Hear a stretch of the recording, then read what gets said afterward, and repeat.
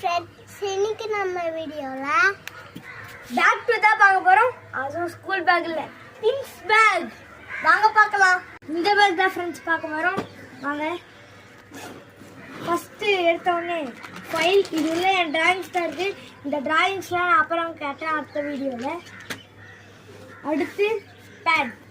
இது நானே கஷ்டப்பட்டு ஒட்டி செஞ்சது. அடுத்து இந்த பேப்பர்ஸ். இதுக்கு நிறையவே பேப்பர்ஸ் இருக்கும். எதனா டெஸ்ட் எழுத அதுக்கெல்லாம் வச்சுக்கலாம் நான் இதை.